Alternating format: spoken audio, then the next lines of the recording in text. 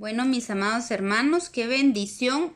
Otro miércoles y bendigo al Señor porque nos permite estar otra vez reunidos. Gracias por estar allí del otro lado y estar pendiente de este estudio de Nehemías que nos ha enseñado bastante y nos sigue enseñando, ¿verdad? Estamos en el capítulo 9 y estábamos viendo y haciendo un recuento de la historia de Israel, de cómo nos enseña a nosotros también su historia.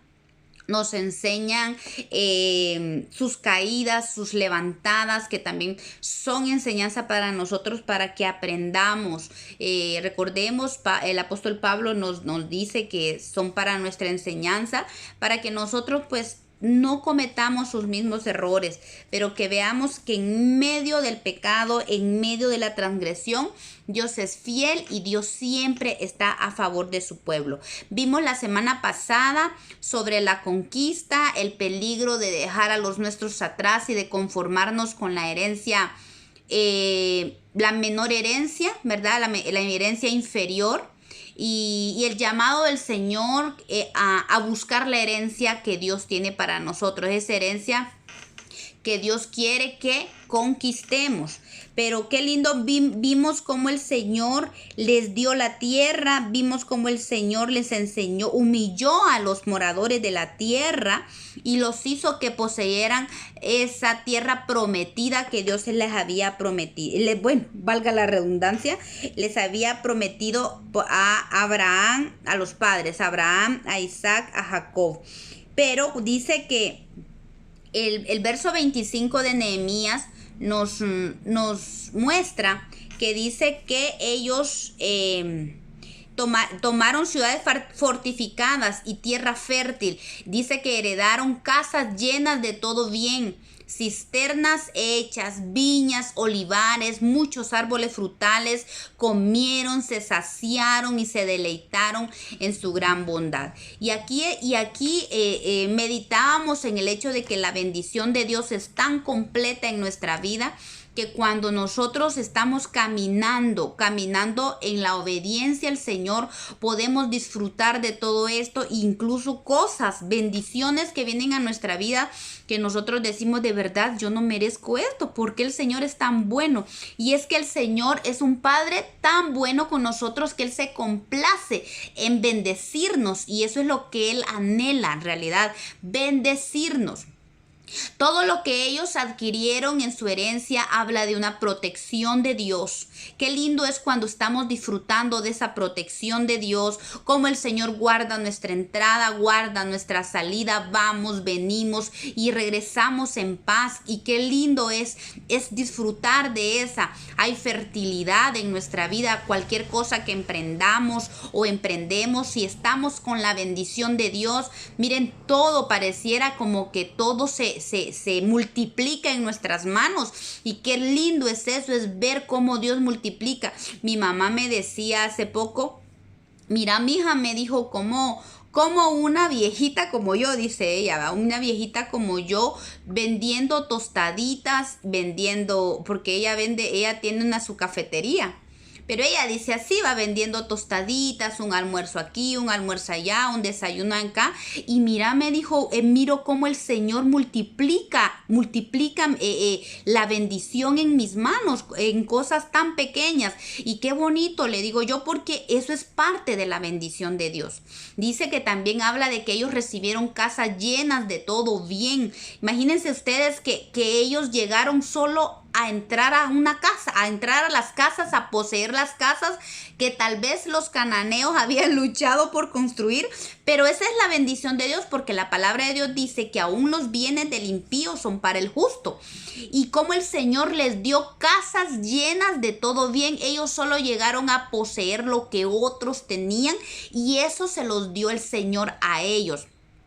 Qué lindo es disfrutar eso. Si nosotros nos ponemos a pensar cómo Dios manifiesta su bendición en nuestra vida cuando Él está contento, nosotros empezamos a caminar en obediencia a su palabra. El Señor se complace con eso. Dice que hay depósito de fuentes, o sea, siempre hay bien, nunca se acaba. ¿Se acuerdan?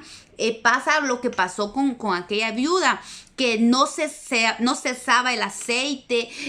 Dice que nunca se gastó la harina ni se gastó el aceite mientras estuvo el tiempo de hambre, porque parecía que su depósito donde estaba la harina y el aceite, parece que ahí había una fuente y producía harina todo el tiempo de la hambruna.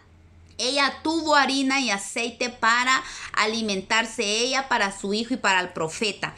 Entonces eso pasa cuando hay bendición de Dios, hay depósito de fuentes.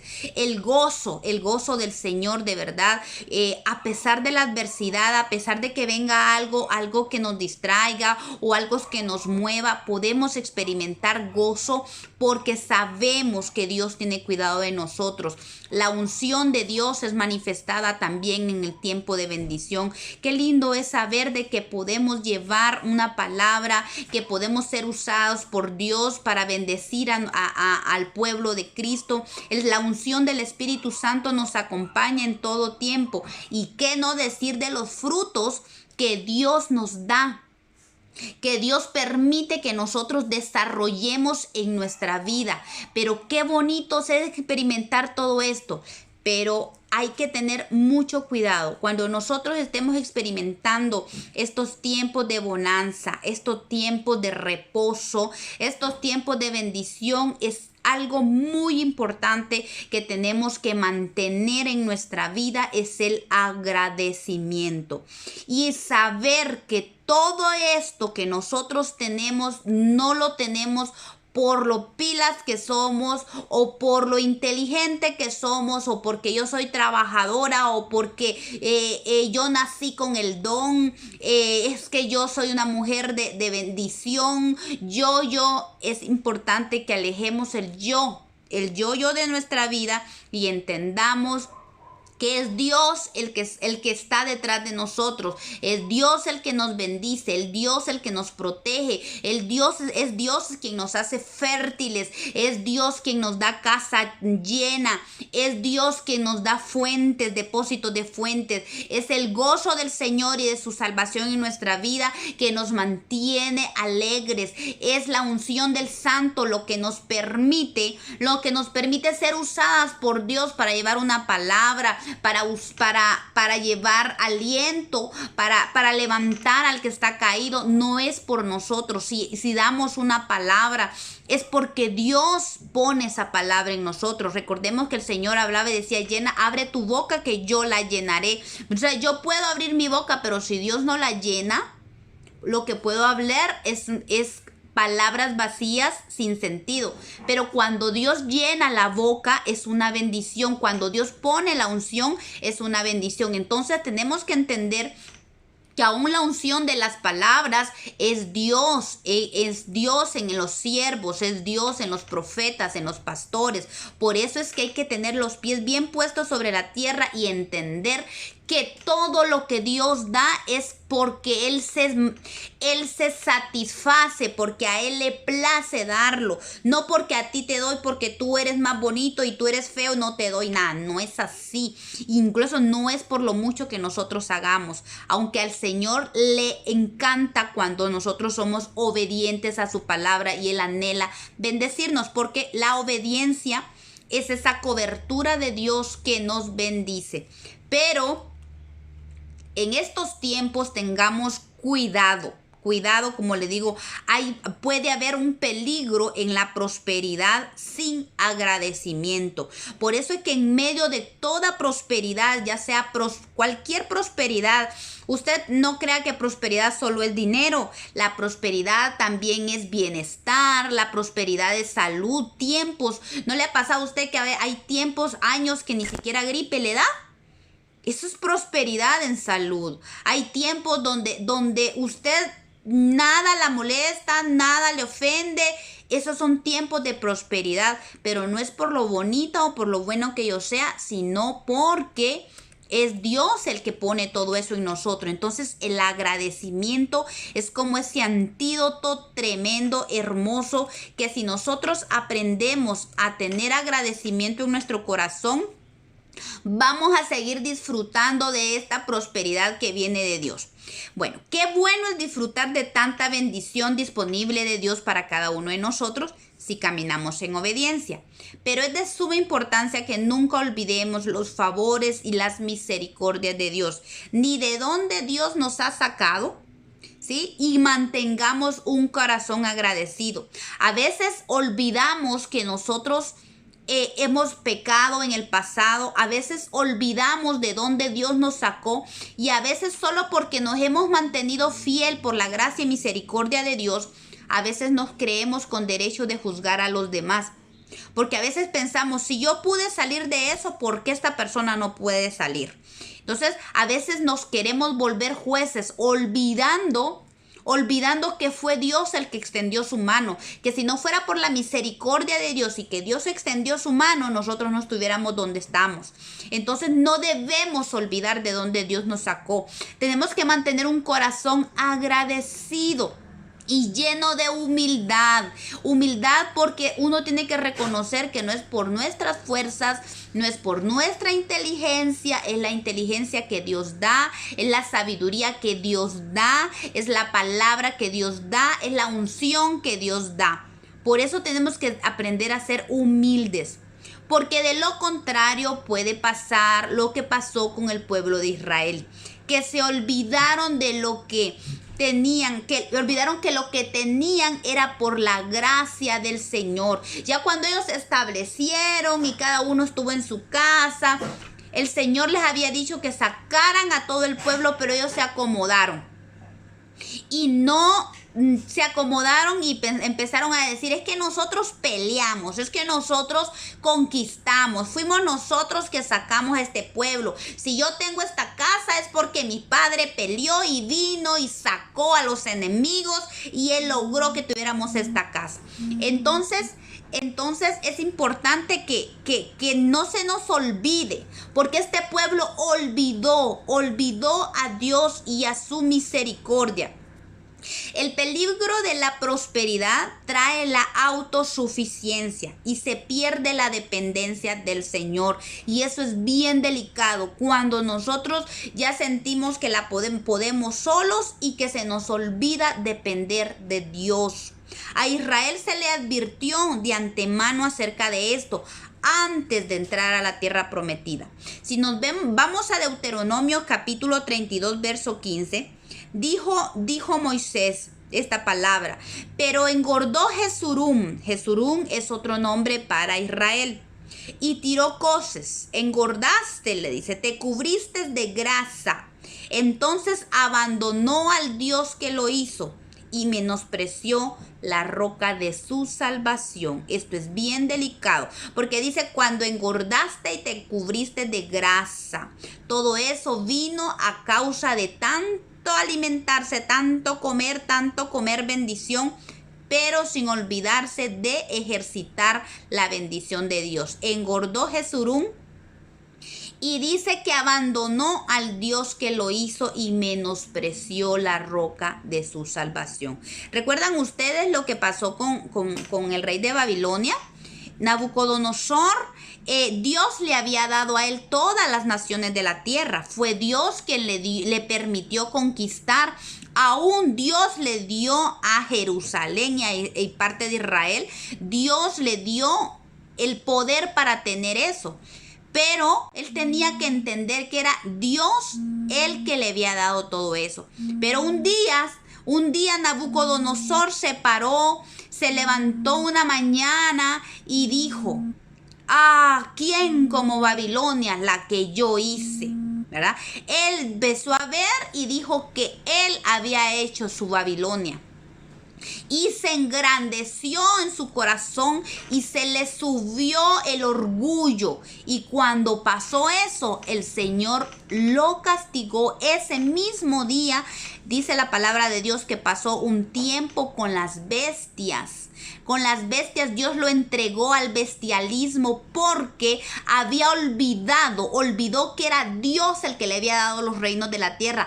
Aunque este hombre nunca reconoció a Dios como su Dios, hay un momento en Daniel donde él reconoce que el Dios de Daniel era el único y verdadero Dios. Él entendió que era Dios el que le había dado todos los reinos de la tierra. ¿Se acuerda cuando la estatua que él vio en su sueño y que él era la cabeza de bronce? Entonces él entendió que era Dios el que le había dado todos esos reinos. En ese momento lo entendió, pero ¿qué pasó con Nabucodonosor? Olvidó que había sido Dios que le había dado todo eso. Y un día se engrandeció y se enorgulleció. Y dice la palabra del Señor que el Señor lo entregó y lo hizo nada. Lo hizo como una bestia del campo. Y este hombre incluso vivió en el campo. Dice que lo mojaba el rocío de la mañana. Él vivió en el monte prácticamente.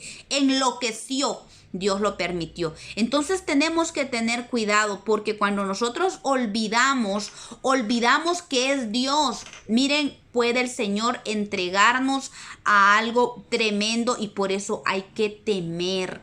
Por eso el agradecimiento no debe faltar en nuestra vida. Tenemos que tener cuidado con la prosperidad. Como le dije, cuando estoy hablando de prosperidad no estoy hablando solo económica, ya lo hablamos.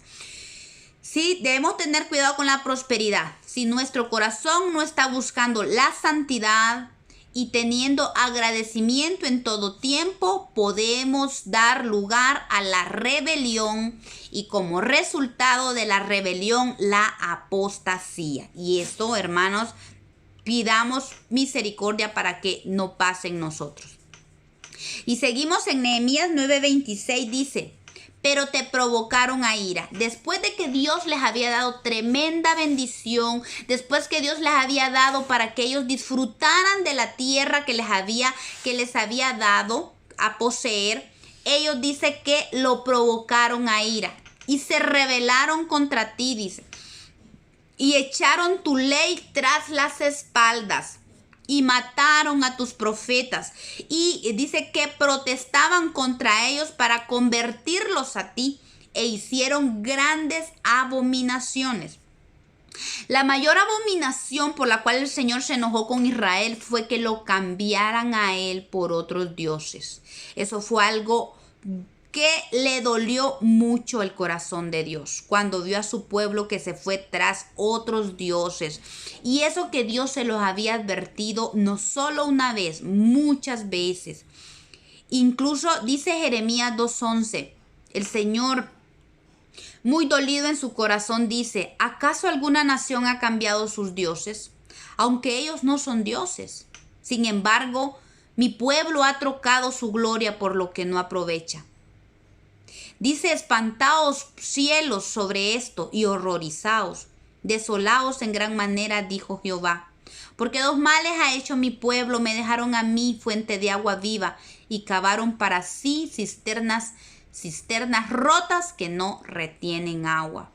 Miren cuántas veces se ha visto, por ejemplo, que algún hermano pide: Señor, dame un trabajo, Señor, y ora por un trabajo, viene el Señor, le da el trabajo, y cuando el Señor le ha dado el trabajo, ya después ya no va a la iglesia, ya después no tiene tiempo por el que el trabajo lo absorbe y hay que cumplir con el trabajo y luego se va alejando poco a poco y ya después, si lo que yo tengo es porque trabajo y porque yo tengo trabajo, y entonces ese trabajo viene siendo un Dios, en nuestro caso, ¿verdad?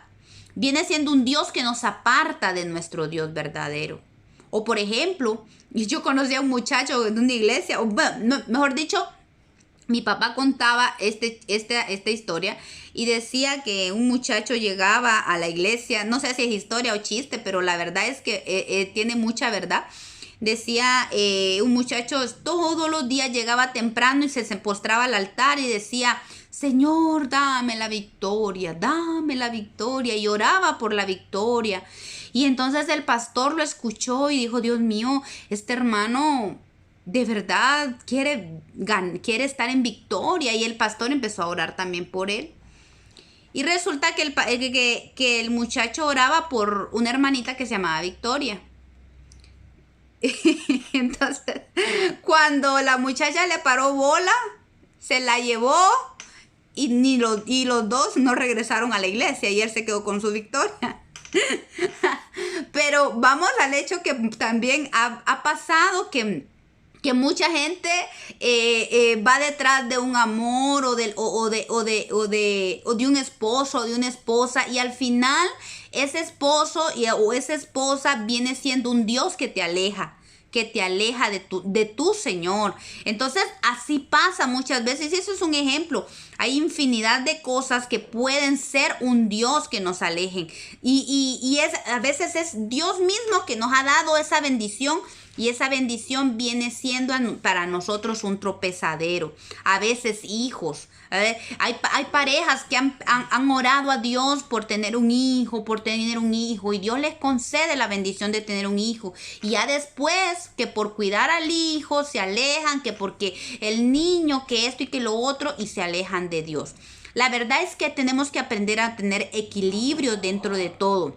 Ese equilibrio de buscar al Señor, de cumplir lo que tenemos que hacer. Ayer hablaba con un ministro y me decía qué importante es ese equilibrio, porque no podemos decir que vamos a pasar encerradas en un cuarto solo en la presencia de Dios y olvidar nuestras responsabilidades. Porque si Dios no hubiera querido, o hubiera querido el Señor que solo pasemos en un cuarto encerradas, orando pues las 24 horas, que es una bendición, y tal vez hay un llamado específico para ciertas personas para que vivan en eso. Pero si Dios nos ha dado también una familia, tenemos que tomar cuidado de una familia. Si el Señor nos ha dado un trabajo, también tenemos que tomar cuidado de un trabajo, sin dejar lo más importante, que es nuestra relación personal con Dios. Y no olvidar que lo que tenemos, ya sea un trabajo, ya sea una familia, ya sea lo que sea, es porque Dios nos ha dado esa bendición. Y entonces podemos ver cómo el pueblo de Israel se olvidó de Dios, y dice aquí que escogieron el pecado antes que a Dios. Eso es provocarlo a ira. Eso es desecharlo a Él y a su palabra. Cuando nosotros escogemos el pecado antes que a Dios, lo provocamos a ira. Y eso nos hace también desechar su palabra. Porque cuando queremos andar en pecado, no queremos leer la palabra, o no queremos escuchar que nadie nos hable de la palabra, para que no nos toquen la llaga, porque a veces el alma quiere andar en pecado. Y al rebelarse contra el Señor, esto es darle la espalda completamente a Dios. Por eso la rebelión es muy delicada. Como se ha dicho antes y hemos hablado varias veces de esto, es un portón a infinidades de pecados y de transgresiones contra Dios. La rebelión hace que se ponga la mirada en uno mismo, por lo que es producto del orgullo. Entonces, cuando hay orgullo en el corazón, que es muy propenso, que es la raíz de todo, viene la rebelión a Dios. Dice que mataron a sus profetas.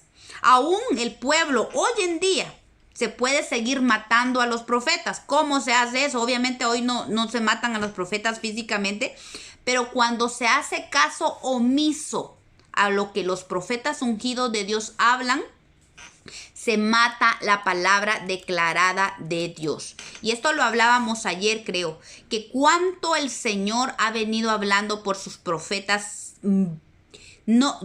Podemos hablar de décadas, que el Señor ha venido hablando de este tiempo que estamos pasando. Y por eso es que Dios ha permitido juicios, porque el pueblo no ha hecho caso omiso, o hemos hecho caso omiso a la palabra que Dios ha dicho por medio de sus profetas.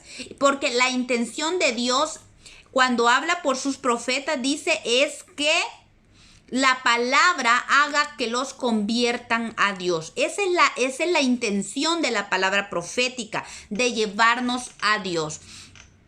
Y dice, al dejar a Dios, es como cavar cisternas rotas. El orgullo no deja ver el gran mal que representa dejar a Dios. Y puede empujar al Hijo de Dios a pecar contra Dios y contra sí mismo.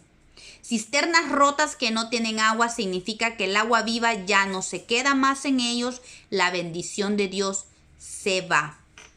Y eso, hermanos, es muy triste. La magnitud del pecado de Israel como nación fue grande.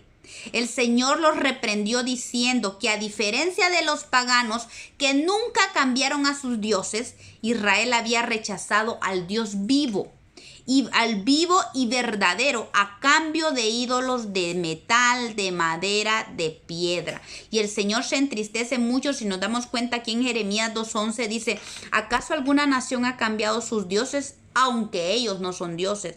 Y Dios le duele en su corazón que aún los paganos son más fieles a sus dioses que su pueblo que conoce a un Dios vivo, a un Dios verdadero.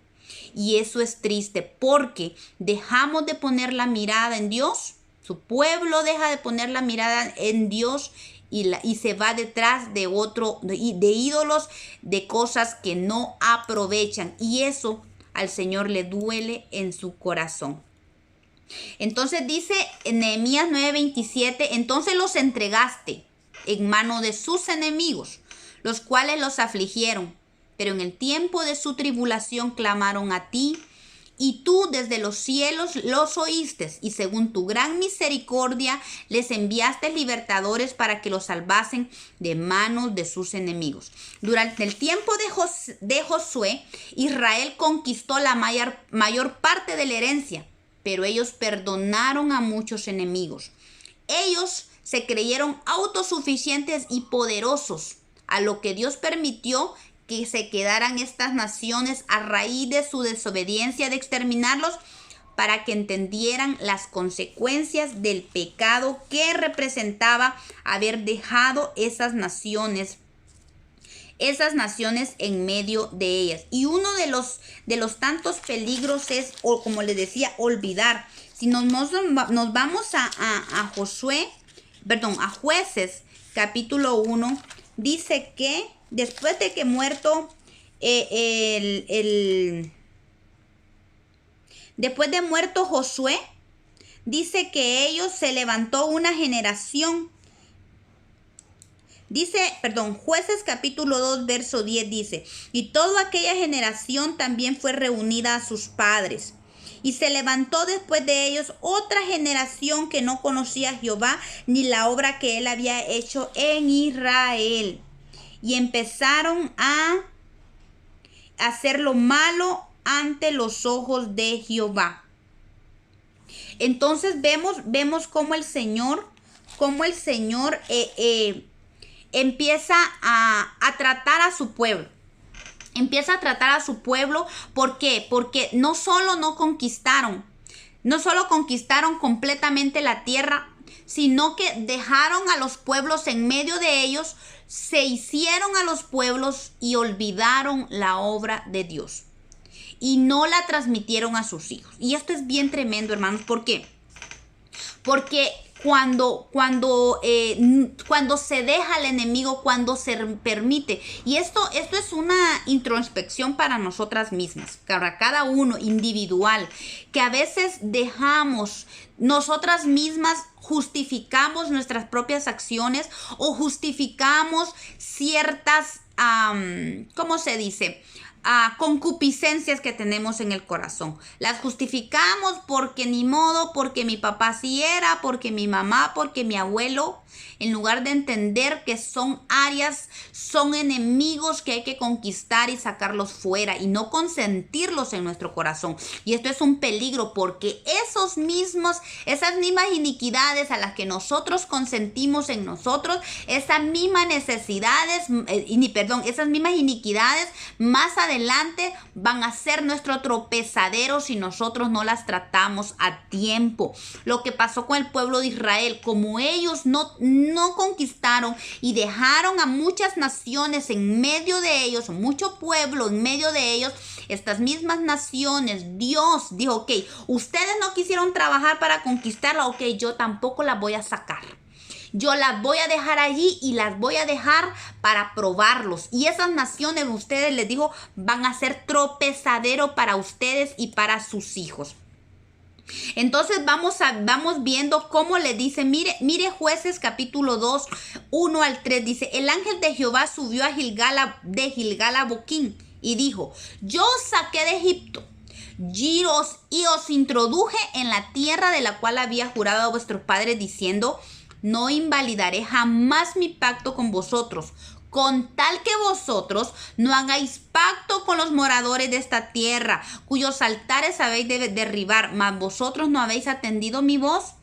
¿Por qué habéis hecho esto?, les dice el ángel. Por tanto, yo también digo, no los echaré delante de vosotros, sino que serán azote para vuestros costados y sus dioses os serán tropezadero. Ver qué tremendo cuando el Señor, ok, no quieres tratar tu arrogancia, no quieres tratar la envidia, no quieres tratar el egoísmo, el orgullo en tu corazón, no quieres tratar la inmundicia en tu corazón, ok, yo la dejo, tampoco la saco y vas a ver más adelante. Y es lamentable cómo podemos ver cómo tanto hijo de Dios es presa y es víctima de sus propias iniquidades por no pelear, por no sacarlas cuando el Espíritu las saca a luz. Porque miren, si algo tenemos que tener bien claro es que el Espíritu Santo nos evidencia nuestras áreas. Nosotras sabemos de qué pata cojeamos. Entonces es importante que tratemos, que busquemos al Señor para que esas áreas sean tratadas en nosotros y le pidamos al Espíritu Santo, rompe, papá, rompe en el nombre de Jesús, hazme libre de esto, esta atadura yo la echo fuera, yo no quiero esta iniquidad en mi vida, yo quiero vivir en la libertad que me ha dado tu sacrificio en la cruz del Calvario.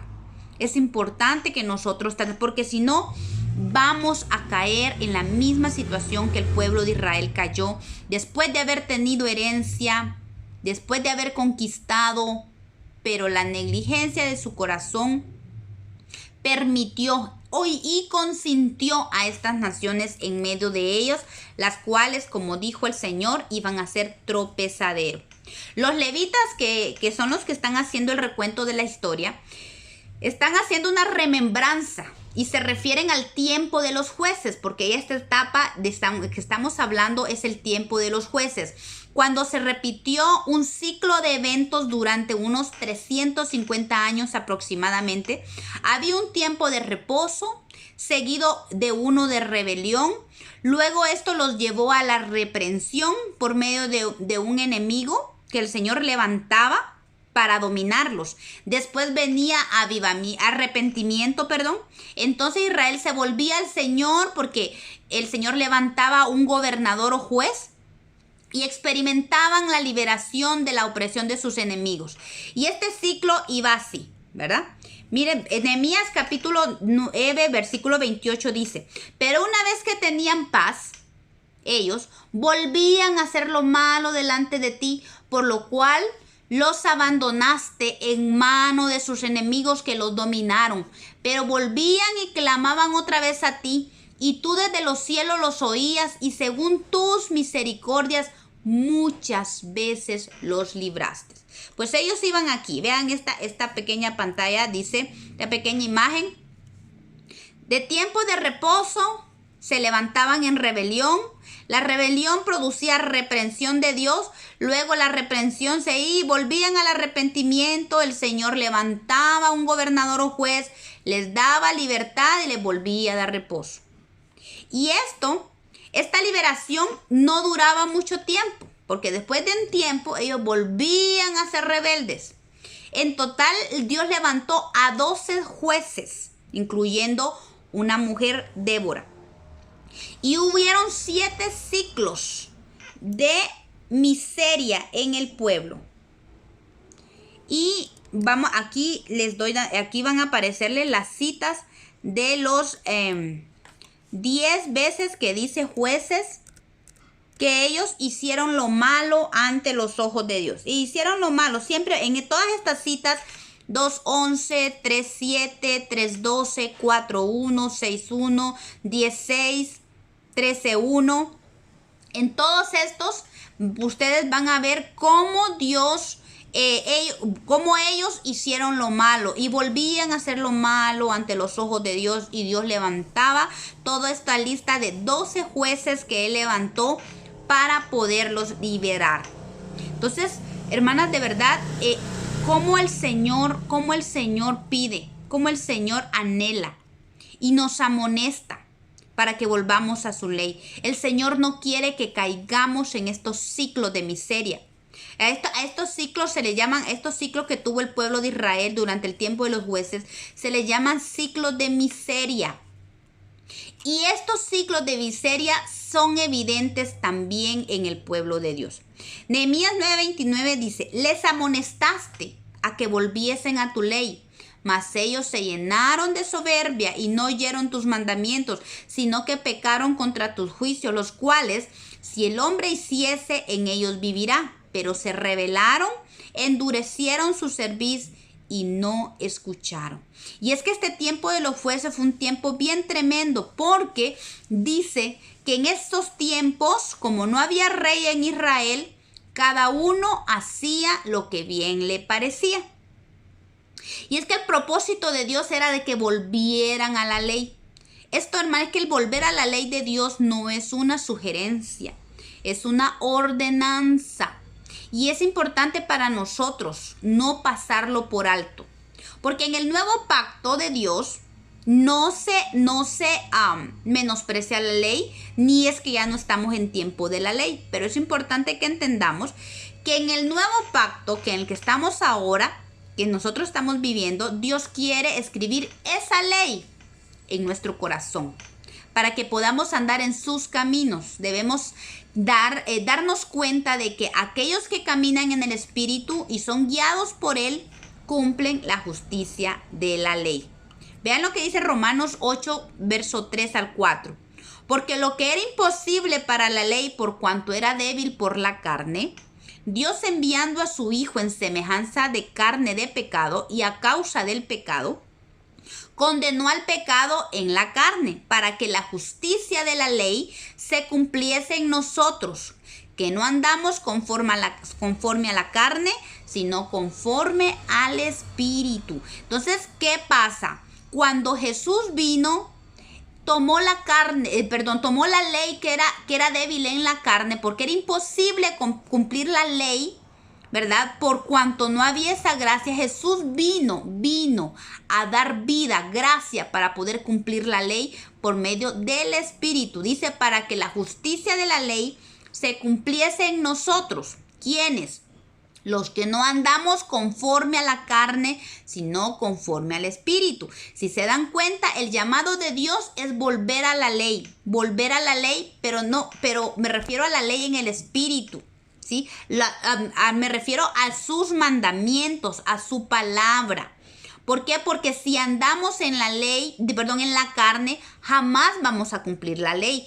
Pero si andamos en el Espíritu, la justicia de la ley se cumple en nosotros. ¿Por qué dice? Porque la carne es débil, no puede cumplir la ley. Pero el Espíritu sí puede cumplir la ley. La justicia de la ley es cumplida en nosotros si andamos en el Espíritu. Y sigue diciendo Romanos, porque los que son de la carne piensan en las cosas de la carne, pero los que son del Espíritu en las cosas del Espíritu.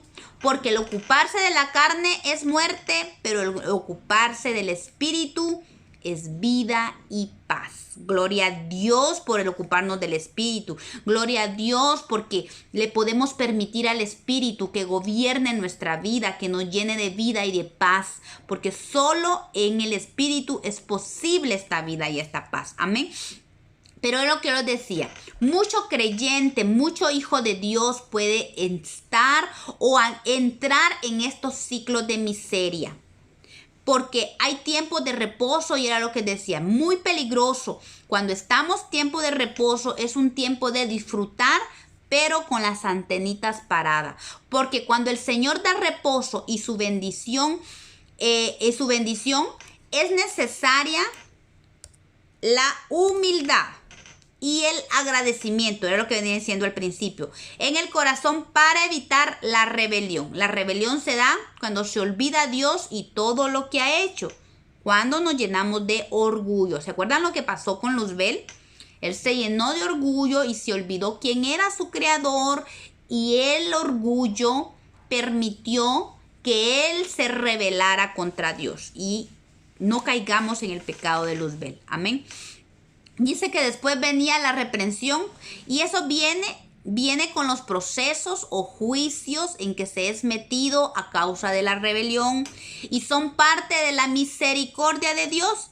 Se es reprendido por el Espíritu para que haya arrepentimiento. Miren qué lindo, porque el Señor siempre está allí llevándonos, y estos juicios, como hablábamos ayer, no son juicios de destrucción, son juicios para arrepentimiento, son juicios de trato. El Señor permite estos tratos y viene para arrepentimiento.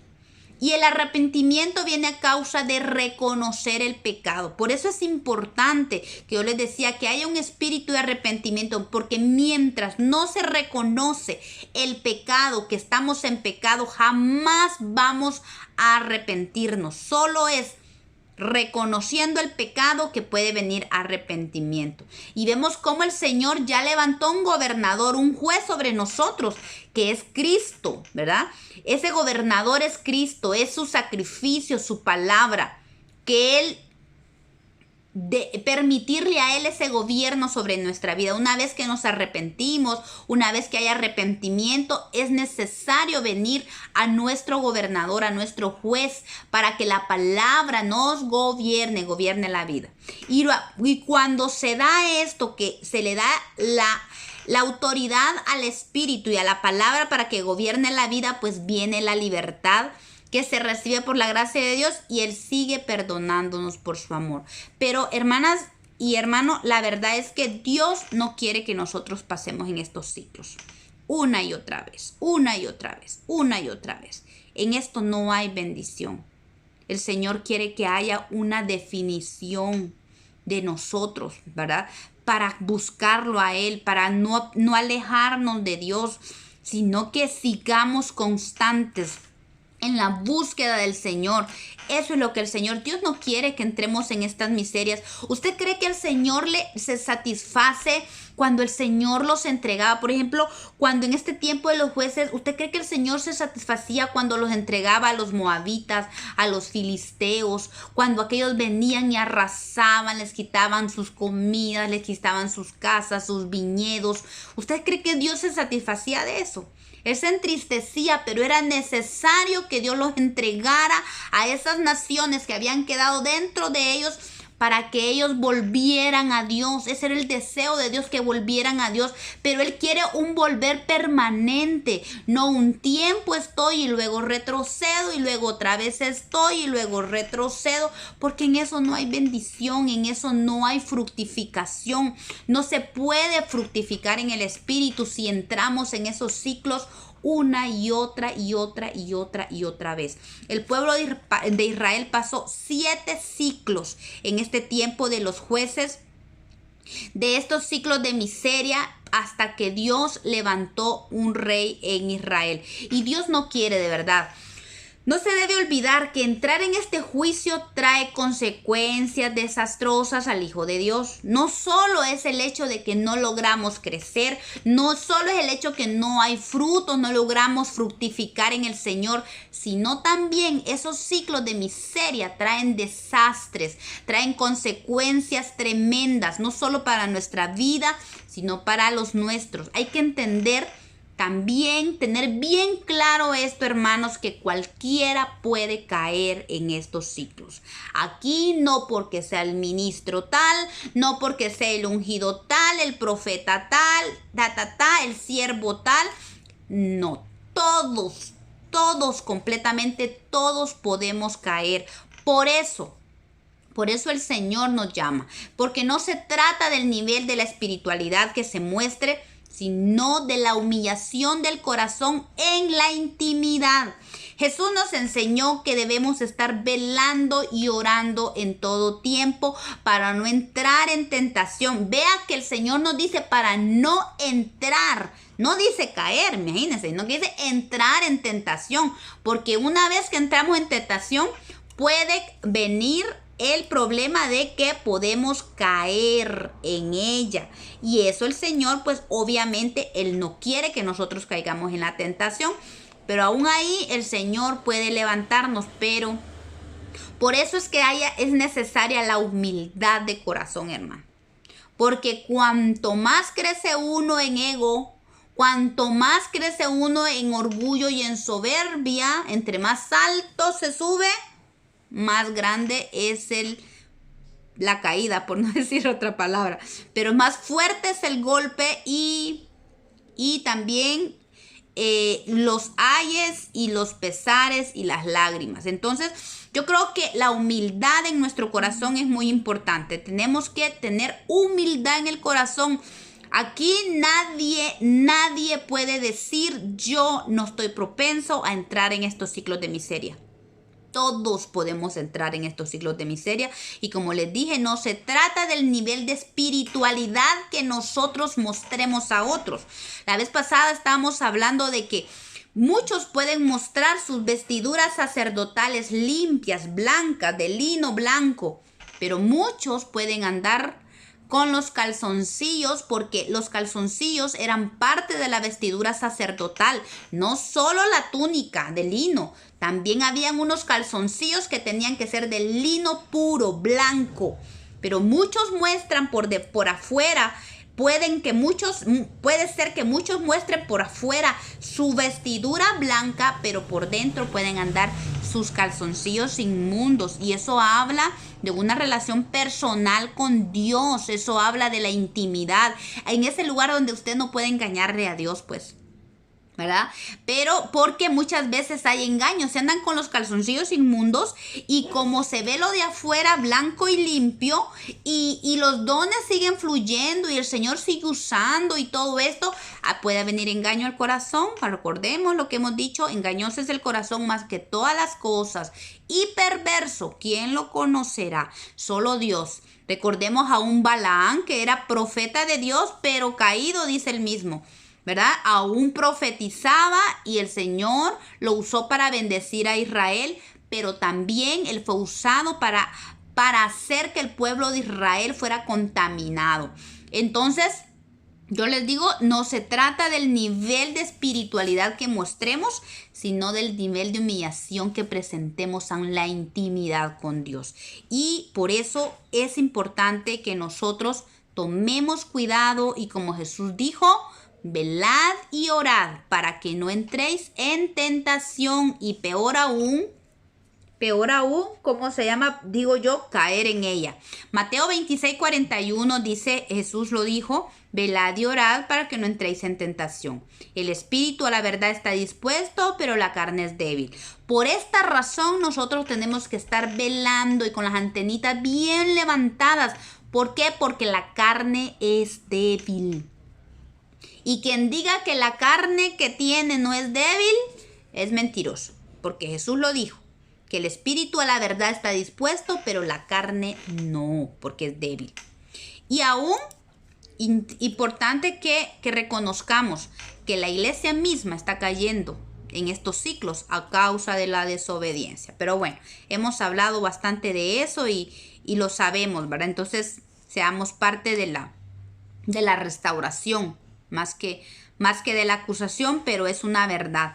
Nehemías 9:30 nos sigue diciendo en el verso 30, les soportaste por muchos años y Le soportaste por muchos años y les testificaste, dice, con tu espíritu por medio de tus profetas, pero no escucharon. Por lo cual los entregaste en manos de los pueblos de la tierra. Aquí en este verso ya los levitas pasan a otra etapa de la historia del pueblo de Israel. Aquí es la mención de los tiempos de los reyes de Israel y de Judá, donde ellos como líderes de Dios, los reyes, llevaron al pueblo a pecar gravemente contra el Señor. Sin embargo, los levitas hacen resaltar la paciencia y la misericordia del Señor, porque les dice, les soportaste por muchos años. Dios tuvo misericordia y soportó y les mandaba profetas para que ellos recapacitaran, pero dice, ellos no escucharon. ¿Verdad? Moisés les advirtió también esto, un profeta de Dios, el que era figura de Jesucristo. Recuerdan que el Señor dijo que un profeta al estilo de Moisés iba a ser levantado, pues Moisés también les profetizó. Que así como muchos de sus profetas llevaron palabra de Dios para advertirles de las consecuencias de su maldad, mas ellos no quisieron escuchar. Mire, dice Deuteronomio 28, 64 al 66. Y Jehová le dijo, te esparcirá por todos los pueblos, desde un extremo de la tierra hasta el otro extremo. Y allí servirás a dioses ajenos que no conociste tú ni tus padres, al leño y a la piedra. Y ni aun entre las naciones descansarás, ni la planta de tu pie tendrá reposo, pues allí te dará Jehová corazón temeroso y desfallecimiento de ojos y tristeza de alma. Y tendrás tu vida como algo que pende delante de ti y estarás temeroso de noche y de día y no tendrás seguridad de vida. Esto el Señor ya se los había profetizado, que si ellos se alejaban de Él, esto iba a venir sobre ellos. Y sigue diciendo Nehemías 9:31, mas por tus muchas misericordias no los consumiste, ni los desamparaste, porque eres Dios clemente y misericordioso. ¿Ves cómo sigue resaltando, los levitas siguen resaltando los atributos del Padre amoroso que tenemos? Por lo que acudir a su misericordia es lo mejor que todo un ser humano puede hacer, hijo y no hijo de Dios, porque Él es bueno. Aún cuando alguien que no conoce a Dios clama a la misericordia, puede encontrarla, porque Él es bueno. Y sigue diciendo, yo había dicho que los esparciría lejos, que haría cesar de entre los hombres la memoria de ellos, de no haber temido la provocación del enemigo, no sea que se envanezcan sus adversarios, no sea que digan nuestra mano poderosa ha hecho todo esto y no Jehová. Vemos ahí la misericordia de Dios, que aunque Él había dicho que los iba a esparcir lejos, aún el Señor no permitió que fueran destruidos completamente, porque se merecían ser destruidos, pero el Señor no lo hizo, porque dijo, no quiero que estos otros pueblos se envanezcan y digan que fueron ellos los que hicieron esto contra Israel y no la mano de Dios, porque era vara de Dios la que había permitido que los enemigos se levantaran contra Israel. Y miren esto que dice Deuteronomio 32, 29 a 30. El Señor dice, ojalá y fueran sabios, que comprendieran esto y se dieran cuenta el fin que les espera si son desobedientes. Es importante, el Señor quiere que seamos sabios en todo tiempo. Porque dice, ¿cómo podrá perseguir 1 a 1000 y 2 hacer huir a 10,000? Si su roca no los hubiese vendido y Jehová no los hubiera entregado. Es impactante, hermanos, reconocer y entender que sin Dios no somos nada. Dios sigue llamando a esa sabiduría y a ese entendimiento. Eso es lo que guarda el corazón de un fin de muerte. Ser sabios y darnos cuenta que es Dios el que hace las cosas en nosotros. Dice, si ellos, el Señor haciendo memoria, si Dios no hubiera ido con ellos para conquistar la tierra, jamás hubieran sacado de sus pueblos. Dice, ¿cómo hubiera sacado uno? Fíjense, miren qué tremendo. Un soldado, un guerrero de Israel sacaba a 1000 enemigos huyendo. 2 de ellos sacaban a 10,000. Pero no porque ellos fueran grandes, no porque ellos fueran poderosos, sino porque su roca, Jesús, el ángel de Jehová que iba con ellos, había vendido ya ese pueblo de Canaán. Y si Jehová, dice, no se los hubiera entregado, ellos jamás hubieran podido conquistar. ¿Acaso Israel era un pueblo guerrero? No, era un pueblo esclavo. Un pueblo que venía de ser esclavo. Ellos no eran guerreros. Fue Dios el que hizo todo eso. Y entonces tenemos que entender, reconocer que es Dios en nosotros y que sin Dios no somos nada. Y sigue diciendo en el 32. Ahora pues, Dios mío, Dios grande, fuerte, temible, que guardas el pacto y la misericordia, no sea tenido en poco delante de ti todo el sufrimiento que ha alcanzado a nuestros padres, a nuestros príncipes, a nuestros sacerdotes, a nuestros profetas, a nuestros padres y a todo el pueblo desde los días de los reyes de Asiria hasta el día de hoy. Aquí les recuerda, los levitas le recuerdan a Dios que sus antepasados tuvieron lo que merecían y hacen referencia a Segunda de Reyes capítulo 17, donde las 10 tribus del norte fueron llevadas cautivas por Sennacherib y más adelante fueron llevadas cautivas por Esar-Adón y Asurbanipal en el año 732 a.C. Y seguimos con la lectura, dice, pero tú eres justo en todo lo que ha venido sobre nosotros, porque rectamente has hecho, mas nosotros hemos hecho lo malos.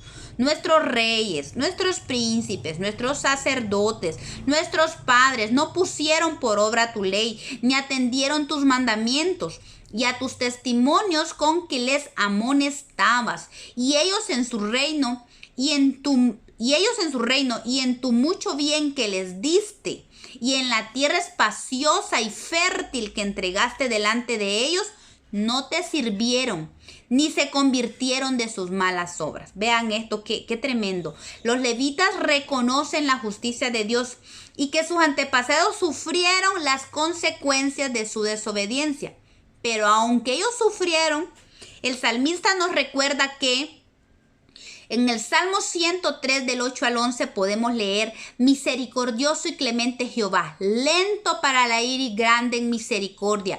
No contenderá para siempre, ni para siempre guardará el enojo. No ha hecho con nosotros, dice, conforme a nuestras iniquidades. A pesar de todo el pecado, Dios no había hecho con ellos conforme a sus iniquidades, ni nos ha pagado, dice, conforme a nuestros pecados. Porque como la altura de los cielos sobre la tierra, engrandeció su misericordia sobre los que le temen. Qué lindo. Y es que hemos podido ver aún en estas semanas de tormenta, de huracanes, y vamos a seguir viendo la misericordia de Dios, cómo Dios la muestra. Dice, para aquellos que le temen, Él engrandece su misericordia sobre sus hijos que le temen. Podemos ver que después de las deportaciones de Israel, que tuvieron las 10 tribus del norte, Judá no se arrepintió de sus pecados. Excluyendo a Ezequías y a Josías, los demás reyes de Judá fueron malvados y degradaron al pueblo en una densa maldad. Literalmente llenaron la tierra de asesinatos, de adulterios, de fornicaciones, de idolatría y codicia. La verdad es que pocos aprenden de los errores ajenos, y esa es una verdad. Que muchas veces hay un dicho que nadie experimenta en pellejo ajeno. Ustedes lo han escuchado. Pero ojalá y fuéramos sabios, como decía el Señor. Ojalá y fueran sabios para entender que la desobediencia los va a llevar a la destrucción. Ojalá y lográramos entender que así como el pueblo de Israel pasó miseria por su desobediencia, nosotros también entendiéramos y nos libráramos de muchos pesares. Y a pesar de todo, ellos no fueron exterminados de la tierra, porque Dios siempre deja un remanente fiel, porque Él es fiel a su palabra y Él siempre tiene pueblo. Y seguimos leyendo. Yo creo que bien, vamos a terminar el libro el capítulo 9. El verso 36 al 37 dice: he aquí, hoy somos siervos. Ellos declaran que sus padres sufrieron, tuvieron las consecuencias de sus pecados. Ahora ellos dicen, aquí estamos nosotros hoy. Somos siervos. Henos aquí. Siervos en la tierra que diste a nuestros padres para que comiesen su fruto y su bien. Ellos reconocen que aunque regresaron de la deportación y están en el tiempo de restauración, ellos reconocen que están en Jerusalén, pero aún siguen siendo siervos en la tierra que debería ser suya, en la tierra en la que Dios les dio que comiesen fruto y bien, dice. Y se multiplica su fruto por los reyes que has puesto sobre nosotros por nuestros pecados, quienes se enseñorean sobre nuestros pecados. Ellos están hablando allí de los reyes persas, ¿verdad? Dice que se enseñorean sobre nuestros cuerpos, sobre nuestros ganados, conforme a su voluntad, y estamos en grande angustia. Ellos reconocen que aunque están en Jerusalén, aunque están siendo parte de una restauración, esa restauración solo era espiritual. Ellos seguían siendo siervos de los reyes de Persia que Dios había sobre la tierra que Dios había prometido a su pueblo. La tierra prometida estaba en mano de los persas, y ellos, es cierto, Dios los había permitido regresar de la deportación a una restauración, pero ellos solo estaban viendo que esa restauración era espiritual, pero allí empieza la restauración, en lo espiritual. Ciertamente, así como ellos, aún nosotros vivimos a expensas de un gobierno dirigido por Satanás, que es el príncipe de este mundo, el cual controla los gobiernos que son principalmente anticristianos. Eso lo vemos nosotros, que la iglesia está bajo el control del príncipe, el mundo está bajo el control, y la iglesia tenemos que estar acá. Sin embargo, no debemos olvidar que Dios reina en los cielos y en la tierra. Y así como anuló los decretos del imperio persa, así también lo hará en estos días. Cuando se manifieste el hombre de pecado, el Señor lo va a destruir, dice, con el espíritu de su boca. ¿Ya? Debemos comprender que cuando continuamos en el pasado, cedemos dominio, cuando continuamos en el pecado, cedemos dominio a otros espíritus, inclusive a Satanás. Él controla toda área de nuestra vida. Es solamente la obediencia al Espíritu Santo y a su palabra que podemos disfrutar de esa promesa que dice Juan 8:32, y conoceréis la verdad, y la verdad os hará libre. Y eso es lo que nosotros anhelamos. Y en el verso 38, terminando el capítulo 9, dice: los levitas dicen: a causa pues de todo esto, nosotros hacemos fiel promesa y la escribimos firmada por nuestros príncipes, por nuestros levitas y por nuestros sacerdotes. Es importante que nosotros practiquemos el hacer pactos con Dios, que los fomentemos, porque es una forma de atarnos al propósito de Dios y a su camino, poniendo nuestros pies en las sendas de justicia. La verdad que qué bonito cuando yo hace poco hablaba con los muchachos del ministerio infantil y les hablaba de hacer pacto con nuestro cuerpo, Dios y nuestro cuerpo. Voy a hacer pacto con mis ojos, voy a hacer pacto con mis oídos, voy a hacer pacto con mis labios, voy a hacer pacto con mis manos, voy a hacer pacto con mis pies. Es importante. Ellos empezaron a hacer pacto con Dios. En el capítulo 10 vamos a ver de qué se trataba este pacto y cómo ellos volvieron otra vez y se manifestó esa restauración de Dios en sus vidas. Amén. Con eso terminamos. Con eso terminamos el capítulo 9 de Nehemías. Amén. Dios les bendiga.